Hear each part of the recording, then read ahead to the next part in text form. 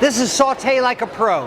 And in my opinion, if you can't saute, you can't cook at all. The guy at the restaurant that cooks your food, he's the saute guy. It's the fastest, quickest, easiest one-dish way to get dinner done. The problem is, people concentrate on recipes. They concentrate on the list of ingredients and all these instructions that they give you. So the home cook is like this, 1 onion chopped. Back to the recipe. Celery. Well, the onion is burnt by now, right? But okay, celery. Oh my goodness, no, it's exhausting. No wonder people hate recipes. No wonder people are frustrated cooking at home. Professional chefs don't go back and forth to the cookbook. Can you imagine? You watch the Food Network star on TV, right? And they get their assignment for the week. What do? They run to the library to get cookbooks, right? No, they go right for the ingredients because they know the basic method. I'm Chef Todd Moore. My mission is empowering people to cook without recipes. They experience the freedom to cook what they want, how they want it, the confidence to take control and try new things, the health benefits of fresh, wholesome foods, and the family-strengthening bonds of dinner time together, as well as the money they save by eating well. Live without rules, cook without recipes. It's a no-recipe lifestyle. Today I'm going to show you how to saute, which is driving the car of cooking. But saute, the saute pan is heat up, heat down, cold liquids, deglazing the pan, using the ingredients that you want. This is why this is the driving the car of cooking. You have to watch what goes on. You get visual cues. You put that roast in the oven, do you get any visual cues? It looks a little browner than it did a few minutes ago. But with a saute pan, you can have actual visual cues. So here's the basic saute method.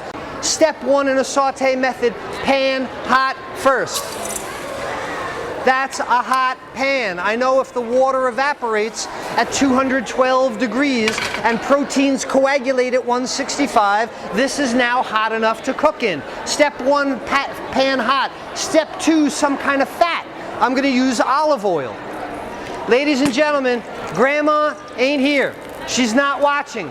There's a big difference between deep frying and sauteing, all right? So as you can see, I've put, maybe a tablespoon or 2 of oil in there, barely enough to coat the pan. Step 1, pan hot. Step 2, some type of fat. Step 3, fat hot. You want to heat this fat until just before it begins to smoke.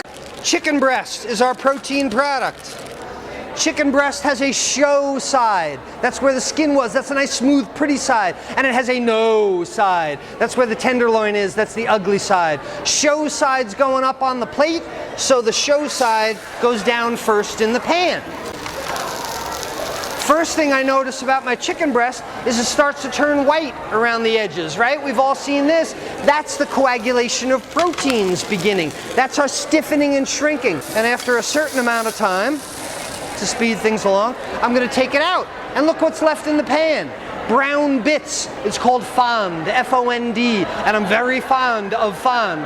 This is where all your flavor is. I have somebody come to me, oh, Chef Todd, I did the saute method like you said, and I got the chicken breast, and then I washed the pan. Oh my goodness, no, now is not the time to wash the pan. Now is the time to take your onions, carrots, celery, garlic, aromatics, red peppers, anything that you would like, and saute these items in the fond. But now it's time to get the fond off the bottom of the pan. And how do we do that? With a cold liquid. I've got some chicken broth here. It was vegetable broth last class, but it's chicken broth now. Got some chicken broth. This can be wine, this can be tequila, this can be anything you want. But the cold liquid deglazes the pan, drops the temperature of the pan quickly and dramatically, raises that fond, and now you see we have a nice brown color sauce starting there, and it's got the flavor of chicken, onions, mushrooms. Take my chicken breast, return it to the pan, and now I can cook it in a moist fashion. If I didn't finish it entirely before, now it's even going to be better cooked in this moist fashion. The last question I have is, how do you tell when it's done? You take out a knife and you gash it in the middle and you look inside, right? And if it's not done, you put it back together, you cover it with some sauce, come back a few minutes later, gash it again, look in the middle, and by the time you're done, it's like poking a hose. You're letting all the moisture out. The only way to tell when your item is done is with a thermometer. Get yourself a digital thermometer. If you've learned nothing from me today, go spend $5 to $10 to $15 and quantify when your chicken is done. When you learn basic saute, then you can use the ingredients that you desire. Then you can use farmers market ingredients. Then you can cook healthy or not. But when you use the one method again and again and again, and you learn the method, then you have power over your food choices. Then you can do the things that you would like. And before I forget to tell you, if you would like a free online cooking class, all you have to do is send an email to freeclass@webcookingclasses.com. And before you leave, take a card, freeclass@webcookingclasses.com. I thank you for your time and attention. Come back in 10 minutes or so, I'll be ready again. Thank you.